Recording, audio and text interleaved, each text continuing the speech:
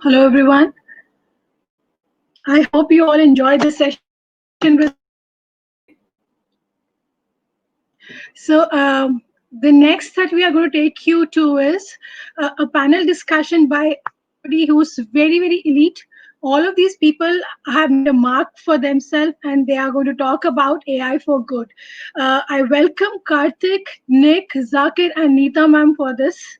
And we would love to hear how you think in your from your experience, what is your experience about AI for good? What do you feel, and is going to be, how it is going to contribute towards the learning of the children, towards SDG goals and all of that? And Karthik would be moderating it, and I'm leaving it to you now. Thank you. So You are good able to hear me morning. fine? Yeah, Hi, good morning, everyone. We'll be able to share the screens, right, Anamika? Yeah, you would be able Okay, to do sure. Good morning, everyone, and my fellow panelists. Good morning to all of you. And thanks, Rohit, for organizing this and Incubate IND. And I take this opportunity to individually welcome all the co-panelists, Nick Van Breda, who's the country general manager of Campus Party Netherlands, Nita Arora ji, principal, Sri Venkateshwar International School, and JAKKIR Hussain AK, researcher and head of Helix Innovation Laboratory, Helix Open School and Learning Center. And thank you everyone for joining in on a Sunday morning. And I was just catching a glimpse of Harsha's session few minutes before I joined in, and it was really amazing to see the kind of innovations he and his company is doing. And I'm sure over the last 2 days, you would have seen a lot of possibilities of AI and what it can do. And on an individual level, as an organization, what are the benefits of using AI and how it's the new buzzword and sort of oversaturated as well to an extent. And I would want to at this moment, and I think this is an opportune moment to have this conversation because now you have seen the sort of the positives of AI. You have seen what it can do, and even from a sovereign level or a country level, you would have seen that in India specifically. If I talk about Niti Aayog, which was erstwhile the Planning Commission, has come up with a national AI strategy. Niti Aayog also has launched a website, India AI, where everything and anything to do with AI in the country is being captured and shared with the general citizens.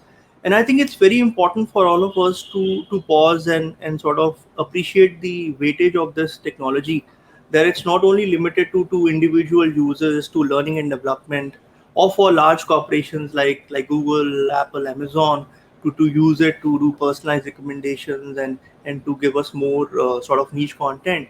But I think there is a larger objective which can be solved using AI, and that's how this whole discussion of AI for good or AI for social good comes in. And I think it's a pertinent question to see that how, as individuals, while we are learning AI, can we see the bigger picture? And as students, for example, and I'm sure a lot of our audience members are, including students, and some of them might be educators, and it's extremely important for us to see that how whatever we are building using AI, whether it's technologies like Holosuite or Google has come up with their own kit. So a lot of technologies are available. But I always, in my interaction with students and educators, I always try to pursue them to see if there is a larger objective they can fulfill using their know-how and technology. And that's the agenda for this discussion.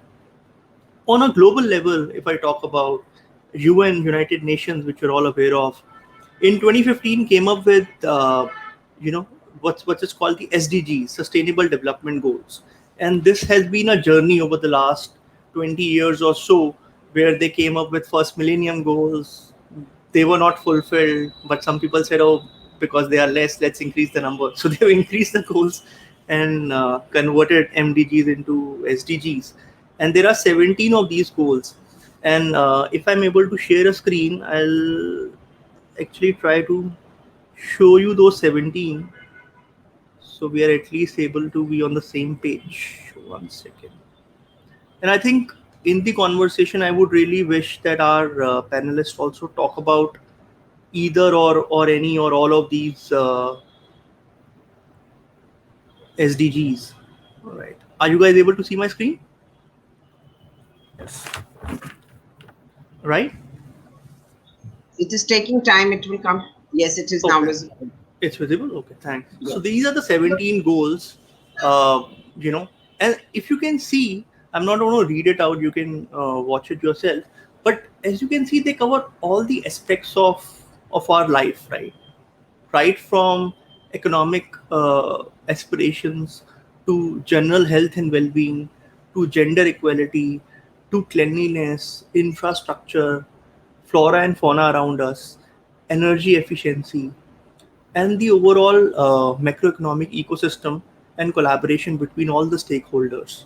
So it's very exhaustive and sometimes very overwhelming as well if you are taking a first look at it. I also took the liberty in terms of setting the context of this session to also just quickly talk about one-liners of what does it mean from an AI perspective. So if I talk about poverty, for example, the idea is that can we use AI in some way to first of all identify marginalized communities, then to do some specific relevant intervention for these communities using machine learning, using pattern recognition, using analytics. If you talk about hunger, hunger is closely tied to the objective of increasing agriculture output. So can we use AI in increasing our food output to reduce wastage? Almost 30% of food which is produced globally gets wasted.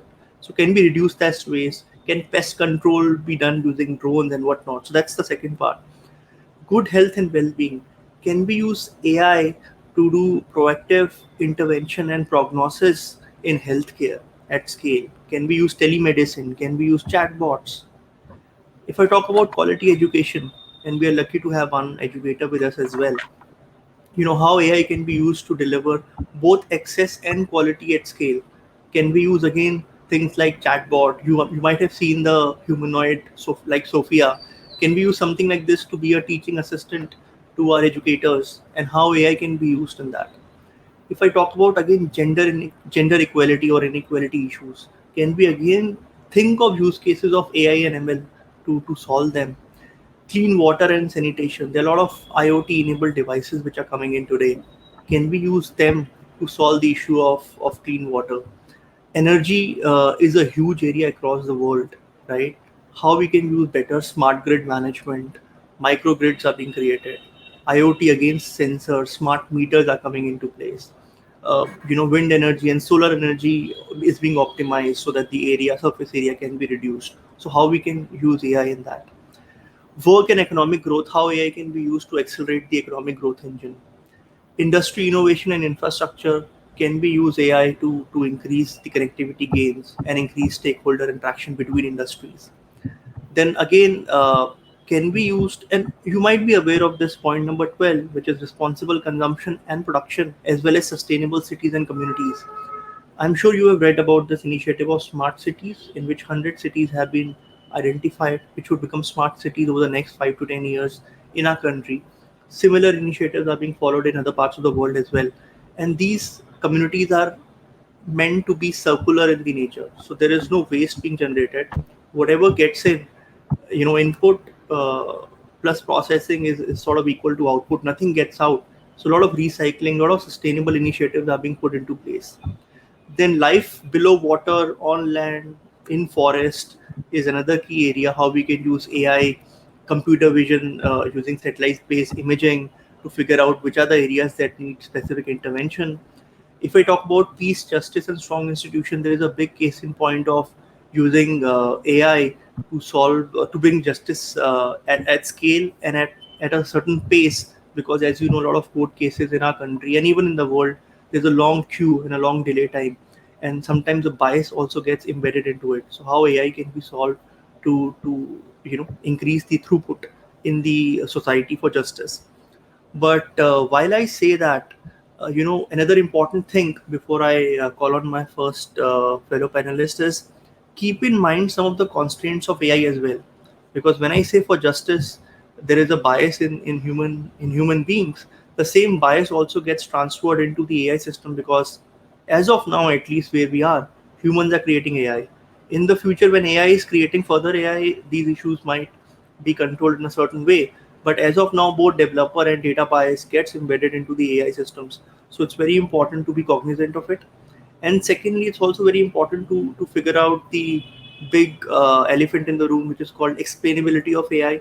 So a lot of times we should be able to backtrace the actions done by AI to figure out the explainability into it. Otherwise, it's very similar to human decisions where you've taken a call and you do not have sufficient reason and cause to justify it. So we have to watch out for those issues. So with this, I'm going to invite each of my panelists to tell us a little bit more about what are their thoughts on this topic and how their current actions are aligned to it. I know for a fact Nick's company does a lot of interesting things around working with young people to solve SDGs and fostering innovation around the world. So, Nick, I would like to welcome you to share your thoughts on this. Yes, thank you, Kartik. Um, I'm going to share my screen as well. I've prepared a little presentation. Okay, Is it the idea to start with the presentation and then go into questions yeah, that we can people see it. might Yeah, have? That's okay. visible. Yeah. So I'm Nick from Breda. I'm living in the Netherlands. We are, as a company or as a country, actually reshaping and retargeting our position, like a proposition for the Netherlands, and that is going to be the Netherlands able to tackle sustainable development goals. So we want to tackle that for the rest of the world. I think it's a bold ambition for the whole Netherlands, but I'm just going to walk you through some parts that I've been part and I've been initiating in this sense. So how can we apply, for example, new technology in solving sustainable development goals? And I've been part of Campus Party. Campus Party is a big event that is happening all over the world. It happened in 31 countries. It's not even a month ago that we had the first digital edition, but it's an event where we invite makers, young makers, Generation Z and millennials together to actually solve sustainable development goals, but also solve challenges that corporates in the country might have.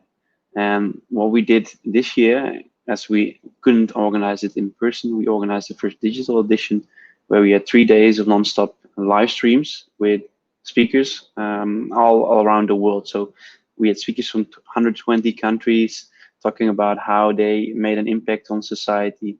And that was really amazing because we also had Al Gore, Edward Snowden, Tim Berners-Lee, the founder of the internet, Vint Cerf, and a very high professor at Google.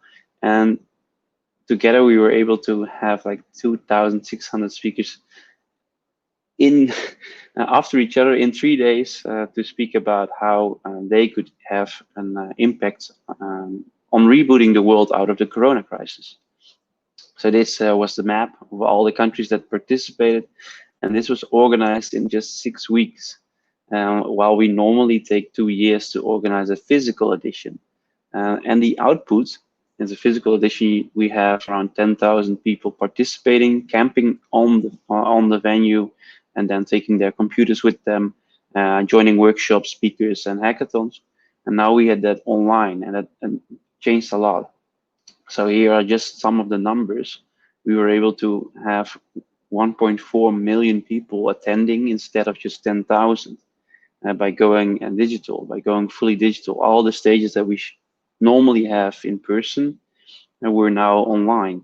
And that was was our first time, and we were super happy that we had this results. And at the same time, we were helping Doctors Without Borders with getting donations from listeners for helping them in the COVID crisis. This is what I've been doing. I've been organizing the Netherlands edition with over 85 speakers, and they were all really nice speakers, and they were all happy to help. And what I, as a role in my life, see is that I'm facilitating people to make a change, to become a change maker. So if you're a creator, if you're a maker, and you look at the sustainable development goals, what can you do? So here's one example that I'm working on next to organizing a lot of events where I give others the stage, and that's called Vertelknuffel, which just mean talking doll. And talking doll somebody is a small doll, like a stuffed animal, that we are going to spread in schools, in primary schools, for children that face social inequalities. It can be someone with autism, it can be someone with ADHD, it can be someone that has a is very introvert and is not able to speak up or is scared to take the stage. But we really want to help children to have a similar experience in their future and their and want to boost their self-esteem while they are still young. But if you look at AI, if you add up to AI into it, like replica.ai, you can check it out. It's a personal buddy that you have only on your computer, and you combine those, then you have healthcare innovation. Replica AI is actually talking back to you like a chatbot, and is understanding you better and better after a while, and it's able to have a great conversation together with you. And this is how it looks like. So I have Bert. Bert is my personal buddy, and I am talking to him in the chat, and he is replying to me, and at the same time he's checking how my mood is, what my personality is about, and what kind of skills I have, and what kind of skills I want to improve. And it's a great way to use gamification to have people on the platform for a longer time, like talking to an AI for a longer time, and actually in the end give you a great conclusion about yourself, about what kind of things you still need to improve, what kind of skills you're lacking. And this can be in terms of language, this can be in terms of speaking up. But what we are doing now is we're working together with a company called Nora Werkt. And Nora Werkt is employing people with a mental illness. So it's employing people with a mental disability, the handicap. And they are creating the dolls that we need, like this little elephant that has the electronics in there to have a conversation with. And we give it to kids under the age of 12, but we also give it to people with a mental illness and elderly with dementia, to actually have a buddy, a person that they can talk to all day long. And you as an elderly or as a parent or as a teacher can actually put the questions in there. So if you want to know if this person is feeling great, or if this person has something happening at home, if you're a teacher, like maybe their parents are going into a divorce, then the doll is going to ask these questions, and the children can answer them in their own safe space. So they can answer it to the doll, and if they consent, they can. The recording will be on an app. And they will be able to hear them out afterwards, and then give them better healthcare. So give the child better healthcare at home, or give the person with a handicap better healthcare, or the person with dementia. So that's one of the startups that I'm working on right now, where we are implementing AI in.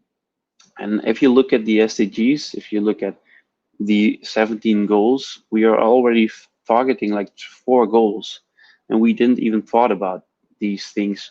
I'm just checking. I'm just checking them. So if you're looking at, okay, what is quality education, and that everyone has the same opportunities in education, and people that have a lack of social skills, like they are very smart perhaps, but they have a lack of social skills, they will score worse in group activities and group lessons and stuff.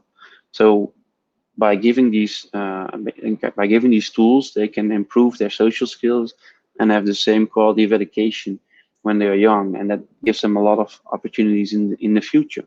But if you look at health and well-being, there are a lot of children depressed. We are also working on that. We are giving someone a friend, a dull friend, but we are giving them some support in the time that they feel depressed and lonely. Also for elderly, when they're alone, when they lost their husband or wife, they are lonely a lot of times, and they now have a doll to talk to. So it's also for the well-being of elderly. And the other thing is, what we're doing is we're giving people with a handicap our work environment. So we employ people that have no opportunities in a normal job, and we give them a chance to actually create the dolls with us. So they are doing all the sewing, and this means that everyone, whatever background they have, if they have social inequalities or whatever, they are still part of the system, and they are still able to join and contribute to a nicer society. So we are actually reducing inequalities at the same time.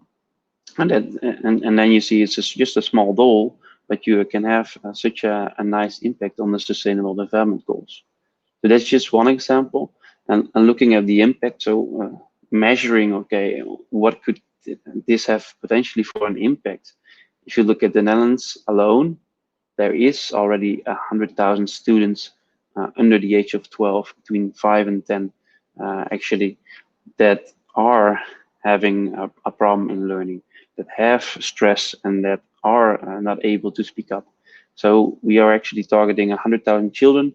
We are helping 20,000 people with a handicap, and we are helping 130,000 elderly that are now feeling lonely. If we have the opportunity to scale it up towards all of these people. So that's just one example. We do it with only 4 people. We're working that company out with only 4 persons. And if you look at what kind of skills do you need a good designer and a person that knows everything about technology, like Raul in my team. You need someone that has some psychology background, that is able to do testing, that is able to talk to the children and see how they are feeling, if they're feeling fine. And then we can upgrade the robots after a while to make it really a nice buddy, a nice friend for a person. And we have people in education, like school directors, that are willing to test this with us. We have that also for healthcare and for handicap care. So with a small team, you can already start such a thing. This is just one thing. I'll just quickly move into a few examples in the Netherlands. For example, this one, we created an AI that is able to wrap papers, like 60 pages papers, into one-sided page, like one page. And this page is then turned into, with a photo of a person, with one photo or one video of a person, into a talking head video. So lectures of over an hour, this AI can wrap it up to just 30 seconds. And then you have a summary of a super hard educational class that you can actually look back at. So we are using AI to create micro learnings for people with or without the money to go to schools. We are first heading to universities and reducing the workload of teachers that have to do everything remote now. They are creating, they are giving lectures hours long, and no one is watching them back. It's very hard to actually watch back through the screen and then save all that information into your head. So this AI can help them, and it's actually almost real time. So we are almost willing to implement this technology also in chatbots, where you have a video chatbot, actually an avatar talking to you instead of a chat. So that's the power that this technology can have. Another thing is the Hyperloop. I've been working on the Hyperloop for a few years as a contributor. And this is for mobility. If we cannot travel with an airplane anymore, how can we travel over land with the speed of 1,200 kilometers an hour? And this is something that we have created standards for the European Union. So there's only one track that a lot of companies that are creating these Hyperloops can use. So the system, the levitation system, flying over magnetic levitation, that standards have to be in place before we can actually make this successful, because under 200 kilometer track, it's very expensive. If you go longer distances, it becomes very feasible to use it. So from Amsterdam to Barcelona, for example, to Spain, would take only 1.5 hours in a Hyperloop. If you take a flight, it also takes 1.5 hours, but another extra 1.5 hours waiting at waiting at a station, waiting at a place. So you can travel so much faster. You can work so much easier with a person in Barcelona, or taking just one train trip of 1.5 hours towards it. So we have a lot of I'm working for this international Hyperloop company, but we also have student teams that are working on it, and they are also implementing a test track now of 3 kilometers to see if they can also start building these capsules. Here you see me next to the first Hyperloop tube in France, and on the right side you see all of these examples. If you have any questions around these kind of startups, let me know. I am actually personally included in them, but as I told you, I am organizing Campus Party, and that's mostly not about me and what I'm building. It's about giving others a stage, and I'm working together with Rohit and people that are organizing the event to see if we can organize a next edition in India. So we would love to see Campus Party going to India, and we would love to see young inventors taking the stage over there. So we are just we are just about to give a lot of people a kickstart, like a first place to promote their inventions Right. on that platform. So just some last examples like Captain AI. How can you use AI for good? This is software turning boats into self-driving boats in the port of Rotterdam. They are testing it for 2 years now. It works almost seamlessly. So 90% the boat, you don't have to have captain anymore in the boat to drive the boat. It's all done by AI using the data of the port, like showcasing where all the other boats are going to, the wind, the currents in the waves. This is a boat for getting trash out of the rivers.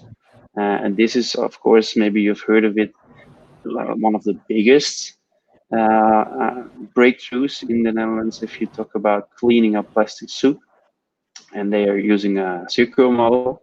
So this is the inceptor. They are going after the 1,000 most polluted rivers and clean out the trash out of it with an AI boat, as you can see on the right top. And if they clean these 1,000 oceans, they already clean 80% of all the plastic waste in the world. And they have another system in the ocean, the Great Pacific, that that takes all the plastic out of the Great Precision. So what they are doing is first closing the tap, which is the rivers. People throw plastic in the rivers, and then it goes get into the ocean. And they believe in the next 5 years they are already able to clean 90% of the plastic pollution in just 5 years. And this started as a student from 17-year-olds, Boyan Slat, and now is a team of over 200 people with researchers from all over the world helping to tackle this problem. So you can get a lot of support if you have a clear vision, if you have a clear SDG in mind that you want to solve, and then you start building the technology around it. So it's first seeing what the problem is and then actually building the technology. And that's where I wanted to end my part of the presentation. So let me know if you have any questions. Um, because Right. we are looking at a lot of problems at the same time right now. Right. No, no, it's and we'll take questions very soon, Nick, once we are through with all the panelists. So, and Sure. really interesting to hear, the breadth of work you have done, and it's very interesting to also see the concept of campus party coming to India, and I'm sure many of our audience members would be interested to get involved in that initiative. And also very interesting to hear about the concept of replica AI or creating a bot and maybe a Mhm. video bot in the future, which can be Yeah. for people with mental health issues and who are old and who we need care. So I think that's a very interesting concept. In the interest of time, I'm going to request my other two panelists to stick to 5 minutes each for their opening thoughts, because we have a lot of questions pouring in, and I think we will do more justice in answering to their specific queries. So with this, I'm going to invite Nita Arora ji, Principal Shri Venkateshwar School, and I want you to talk about some of the initiatives in your school. You have done.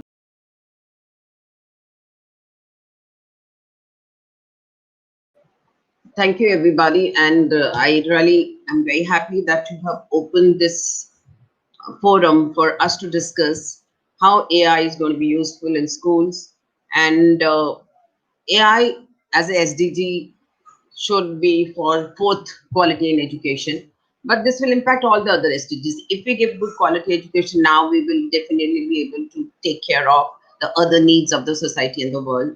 And in my school, AI has been adopted in the way in form of 3D classes, smart classes, and the way we kind of supervise the teachers. The online learning platform that COVID time has made possible for teachers to use, and then the data that is pouring in. That data analysis is going to be the task of another AI enabled tool that we have to employ, because there are so many tools available in market in which you can even see if the teacher is going too fast or too slow, and a notification is sent to the teacher. Otherwise, each teacher cannot be supervised at a time by any other supervisor. The teacher herself may not realize that she's going too fast, and the learners are not learning. But AI can, through the algorithm, make out whether the children are understanding what she's saying. They can even see the emotions of the children. There's an app if you employ, where if the child emotion can be analyzed and the teacher can be again notified that so and so is not looking. So we were talking about AI not having a personal connect, or the education when we bring in technology will lose that personal connect. That also can be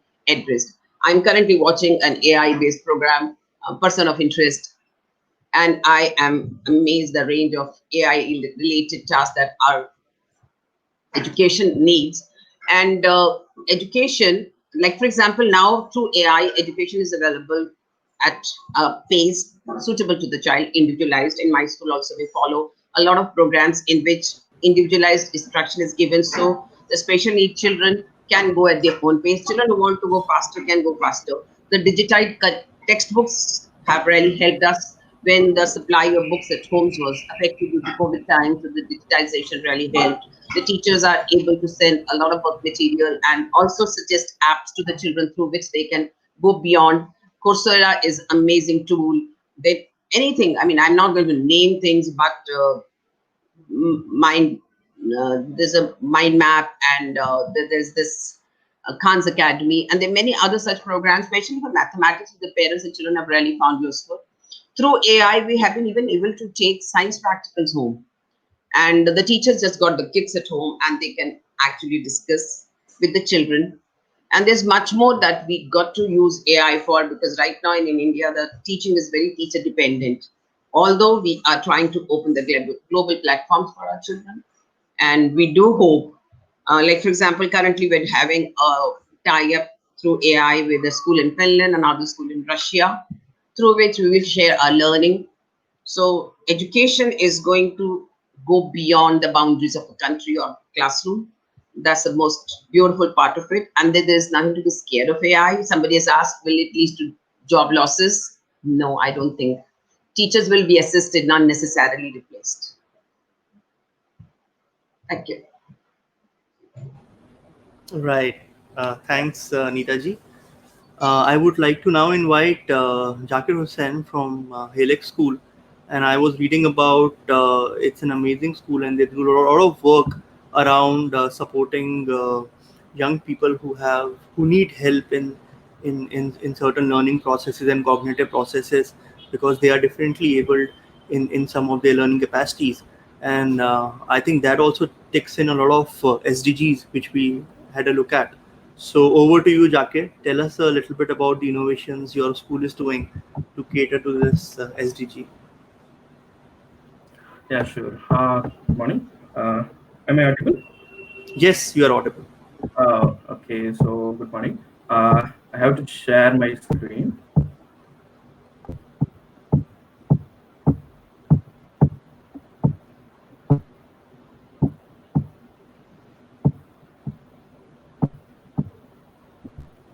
I can't hear you.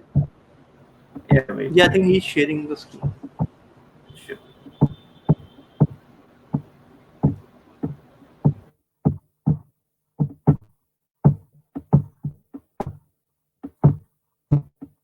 Can you see my screen?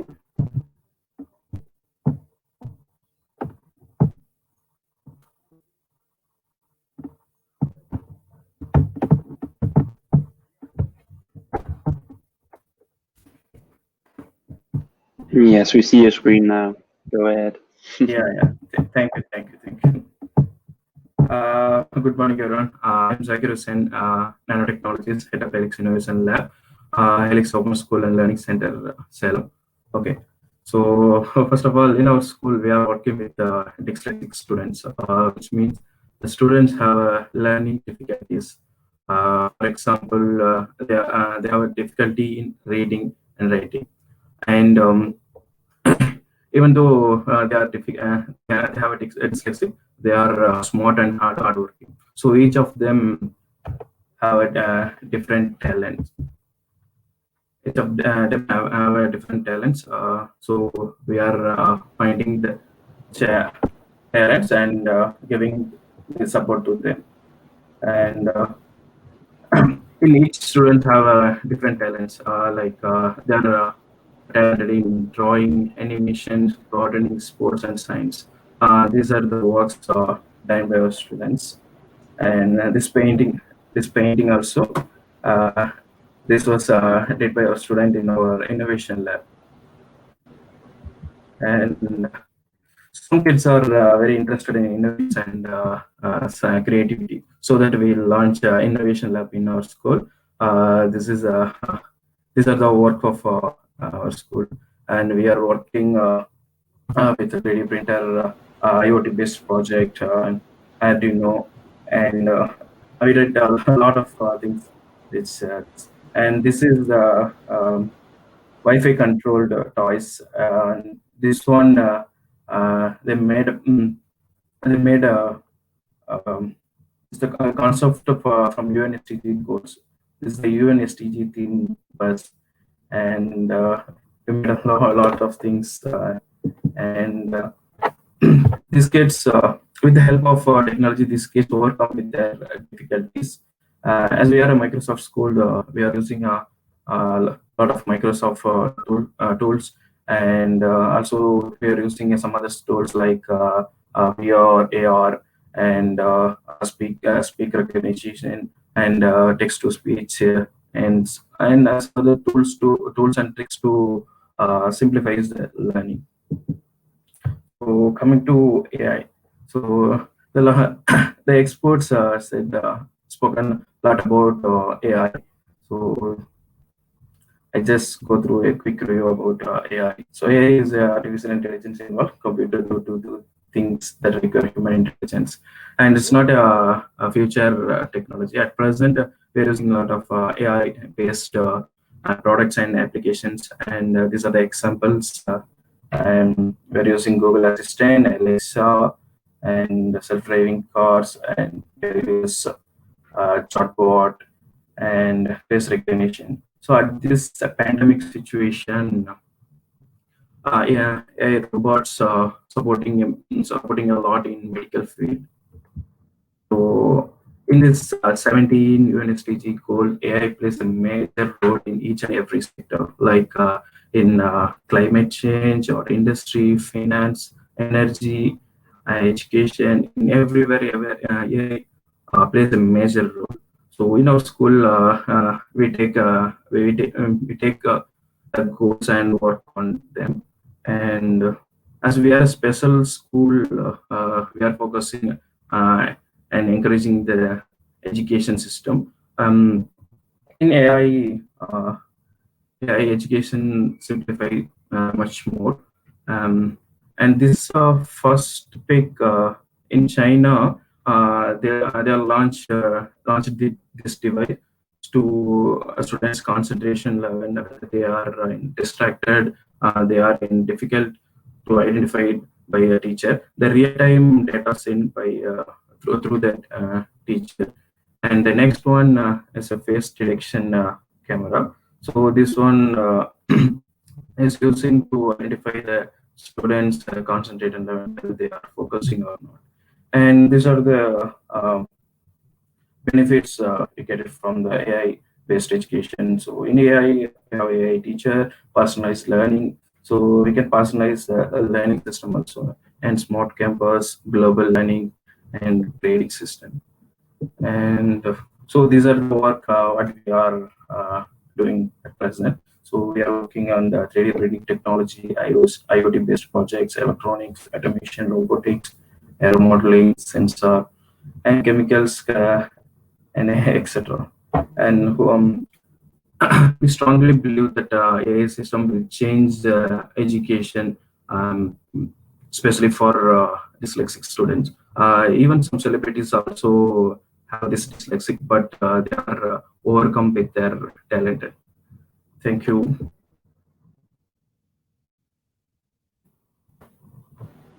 Thanks so much, Dakir. Guys, we have only 8-9 minutes left, so I'm just going to quickly rush through the questions.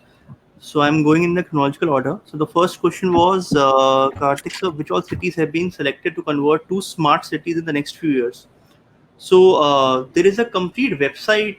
Whoever asked this question, I want to share that with them, on which you can go at smartcities.gov.in, and the entire list of cities is available there for you to have a look at. But just so you know, Indore is there. I mean, there are like 100 odd cities there, so you can see phase-wise city list there. Next question is for you, Nick. How shall AI replace our natural life? Our natural life, wow. I think our natural life should remain mostly the same, at least if the context is actually powering up. So if you are deaf and you cannot hear, and yeah, your surrounding is asking for people to hear, yeah, it would be nice if AI could help you out in hearing. But if you are perfectly fine, and you want to hear the sound of 5 kilometers away from you, and I think it won't be really an innovation. If you put AI into that problem statement, probably you will be deaf by all the sounds that you hear in between the 5 kilometers. So it's a lot of noise, and it doesn't really make sense. So on the natural life, I think if you have a disability, if you have something if you have if you don't have something that another person is having, and it is actually preventing you to have a good conversation or a good relationship, I think AI can actually have a lot of impact. But for most cases, I think AI is actually for tougher questions, like a real problems that a lot of people face. AI is normally generated by a lot of data, and it's not normally based on one person's problem. It's first focusing on a whole system level. So better use it for high calculations and problems that you really need a lot of information for, that one individual can actually not conclude, like a Right. doctor doing a treatment, suggesting a treatment for a patient with a lot of information about, for example, the cancer type, that Mhm. computers can calculate very fastly and then give them a good prescription instead of a doctor guessing something that Right. might be working. So Right. that's So just in the interest of time, I'm going to take quick questions, Nick. yeah. Apologies. Next is, what's AI used in country database managing? So there is a website called, guys, data.gov.in, where all the data sets are available for the country, for India. Similarly, there are databases available globally as well. Google has a big database. You can use it for computer vision projects. You can use it for NLP based projects. So that's available, and you can have a look at it. Machine and AI as threat to job security and employment. Neeta ji talked about in the education space that they always supplement and augment the teaching staff, but they will not replace them, at least in the near future times to come. And new types of job roles will come up. Like even in AI, if you talk about how Nick was talking about, functional experts are needed, domain experts are needed, testers are needed, NLP training agents are needed. So different kind of job roles would emerge to solve this problem of unemployment. Next question was, do poverty increase when AI technology is implementing into the society? That's a huge debate. There is a school of thought which says that there'll be a bigger divide between people who know AI, who are skilled in AI, and who control AI. And this is the perfect time to be talking about this, because all of you are aware of that the antitrust suit is happening in the US against the largest four companies of the world, tech giants, and all of them control a lot of data and AI. So, absolute valid point that there is a chance that there will be a big divide between people who are wealthy and who are poor, and that's a problem which is plaguing the world for the last 30 years, and irrespective of AI as well. Hmm. The next one is, AI and ML are invented to solve the shortage. So this we've got. Yeah, Nick. One question is, if you talk about manual fishing plastic scoop, which you showed, it would take a lot of time for a job because plastic is cheap and that cannot pay the employees. And related to this, a problem which I constantly hear in India especially is that because labor is cheap here, and people almost always think that what's the cost benefit. I mean, if I'm using AI to replace Mhm. some people, I mean, sometimes the labor is so cheap that you end up spending more in AI. So what do you have to say to that?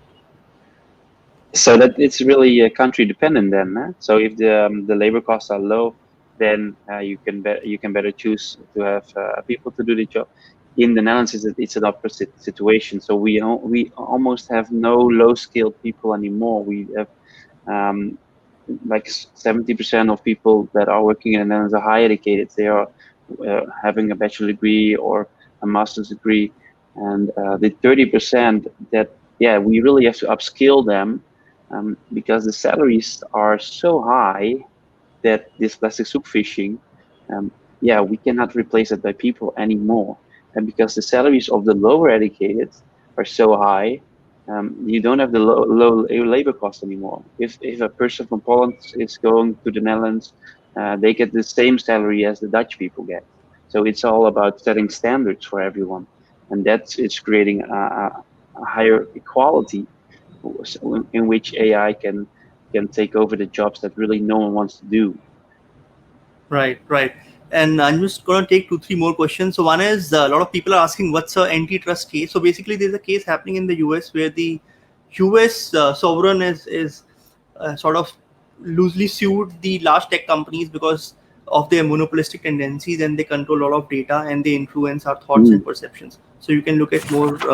The antitrust proceedings are also available on YouTube. You can also have a look at it and understand what it is. Uh, Somebody asked again the website for data. It's data.gov.in, and similar data websites are available around the world as well. Can AI help in developing games? Absolutely. There are a lot of companies which are working on creating games from the scratch. Um, Kindly share some basics as a student how we can start AI. That was not the agenda part for this session to give you a roadmap on how to start with AI. I think there are subsequent sessions by Ghansham and others who are going to talk about it. Um, yeah, I think we've covered. Can AI get emotional and understand human emotions? You talked, I mean, Nick talked about the example of replica.ai, right? Which can understand your emotions. And I saw Nick has been a bit sad over the last few weeks leading up to this session. Now he's becoming more happier. I saw that mood tracker, Nick. So it can understand to an extent. And Yeah. Sophia, for example, the humanoid you saw probably is also very adept in giving almost 30 odd expressions. So we're getting there, but it's still not, I would say, up to the mark that they can have a conversation with human and fully pass the so-called Turing test. Yeah, I think we've covered mostly the points. Just half a minute closing remark from each one of you. Neeta ji, starting from you. Neeta ji, Nita, you're you're muted. muted. First of all, there has to be a better quality Wi-Fi in all homes. Then all teachers have to be tech savvy. If you want AI to support your teaching, then you have to adopt technology and become better with each passing day, learn more. Otherwise, yes, you will have the possibility of being replaced by a supercharged teacher who is tech savvy. So those who are not keeping pace with time are going to be wiped out. Others will definitely survive and would be required to adopt the technology which is better used, because children do not come to school only for being taught. They come to school for group and interaction as well, and that interaction would require human supervision. So teachers would definitely be required, and teachers who love technology would be welcomed in all schools. And Thank you. Jakir? Yeah. So in AI technology, we are welcoming this technology, especially for our children. I already said our children, they have a problem called learning disability. So AI, it's fully changed the entire education system. So we are welcoming this technology. Thank you. Thanks, Nick. Closing remarks. Yeah, so for me, I think AI it has to start in primary school. So there are some great hardware companies that are doing something about it. So learning AI in China on the age of 8, 9 years old already in the curriculum, like it's in there. Everyone has to learn it. I think that would help a lot. But for example, in the Netherlands, we don't have that. So having coding classes in primary school, having ethic classes in primary school about coding, like ethical hacking classes, I think that's a good start. And then SDGs, and then looking at, okay, what can we do with SDGs? Because then you're talking about a big problem and uh, not just a small thing where you can use AI for. I think that would be a great starting point in primary and secondary schools, so they can have a really good debate with our prime ministers and stuff. So a young advisory board is also recommended. It's like under 18-year-old young advisory board talking about AI and its implications to the government. I Mhm. think youngsters have a lot more to say about this than people after 30 years old right now that have not been born with technology in their hands. And they are working with an iPad from getting out of the body, and that's meaning that we should give young people more saying into government politics, and how infrastructure is secure, and how AI is being taken care of, and why it's being used. No, absolutely, and I think the fair summary is that, as Neetaji said, that I would take it from teachers to general public, that people who sort of know AI would anyways replace people who don't know AI. So no need to be scared. Get friendly with AI, learn it, and there'll be immense opportunities for you. And as Nick said, take initiative, get involved. And to Nick's point, I mean, see what's happening in Sweden with Greta Thunberg and whatnot, right? The young people Mhm. are actually taking initiatives. We don't need to set up procedures to invite them into policy making. They're anyways on the street fighting for getting involved in the governance and policy making.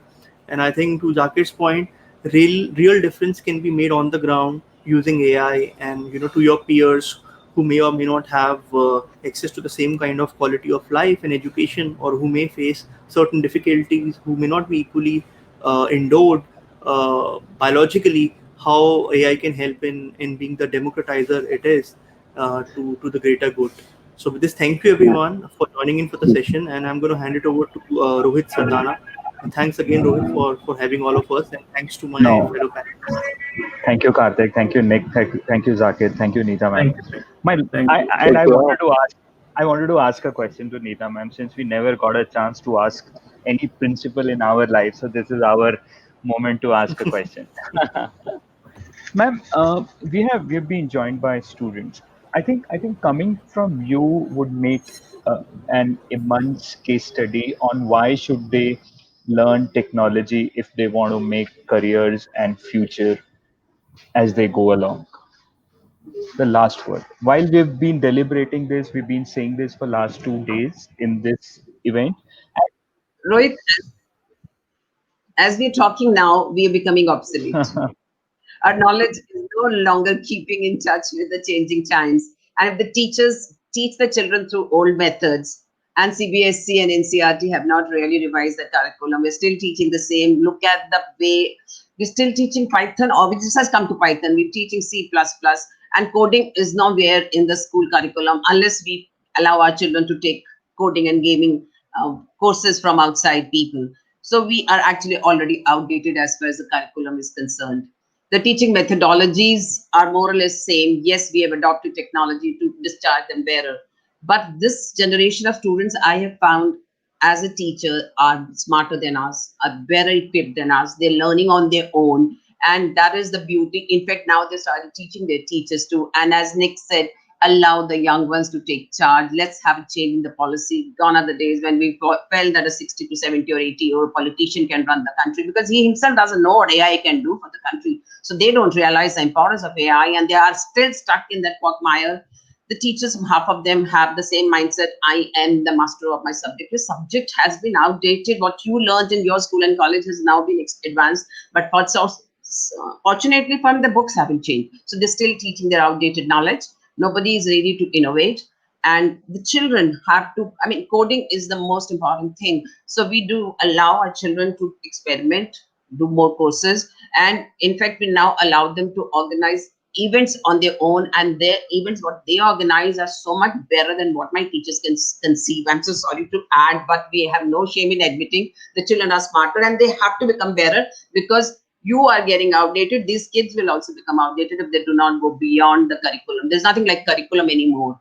The curriculum, they decide, they write the curriculum. The curriculum is changing so fast. What is curriculum? Curriculum is what will be the future jobs. You and me do not know what are they going to be. And I mean, you can probably predict them better than I do.